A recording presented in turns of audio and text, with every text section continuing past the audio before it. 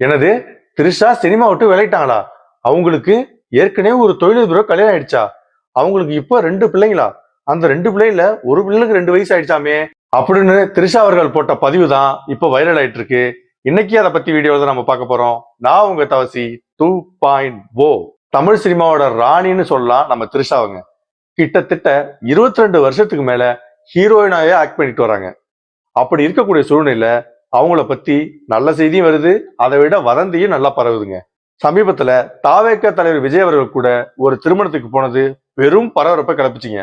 அதுக்கப்புறம் திரிஷா அவர்கள் எந்த படத்துலயும் இனி நடிக்க மாட்டாருன்னு கிட்டத்தட்ட 3 மாசத்துக்கு மேல எந்த படத்துலயும் அவங்க புக் பண்ணணும்னு ஒரு வதந்தி பரவச்சிங்க. அதுக்கு திரிஷா தரப்புல இருந்து என்ன சொன்னாங்கன்னா, நான் நல்ல கதைக்காக தான் வெயிட் பண்ணிட்டு இருக்கேனே தவிர படத்துல எதையும் புக் பண்ண வேணாம் அப்படிங்கிற ஆசை எனக்கு கிடையாது. நல்ல கதை கிடைச்சாதான் நான் நல்ல ஹிட் கொடுக்க முடியும்.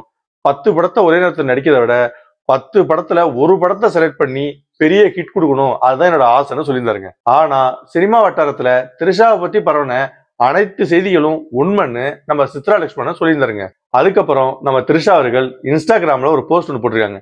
அதுல எனக்கு ஒரு தொழிலதிபரோட கல்யாணம் ஆயிடுச்சு, அதுல 2 குழந்தைங்க இருக்கு, அந்த 2 குழந்தைகளுக்கும் 2 வயசாகுதுன்னு பயங்கர கோபத்தோட காட்டாம போட்டிருக்காங்க. நீங்க எனக்கு பப்ளிசிட்டிங்கிற பேர்ல வதந்தியை கிளப்பி விடுறீங்க, உண்மையான செய்திகளை பகிர போறதும் இல்ல, இதனால எனக்கு எந்த கோபமும் இல்ல, நீங்க என்ன வேணா பண்ணிக்கோங்க.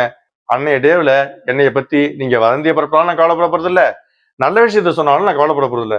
ஆனா ஒண்ணு மட்டும் சொல்லிக்கிறேன், என்னை பத்தி வர்ற எந்த செய்தியுமே உண்மை இல்லைன்னு நம்ம திரிஷா அவர்கள் திட்டவட்டமாக இப்ப அறிவிச்சிருக்காங்க. திரிஷா அவர்கள் சொன்னதை பத்தி நீங்க என்ன நினைக்கிறீங்கிறத கமெண்ட்ல சொல்லுங்க, பார்ப்போம்.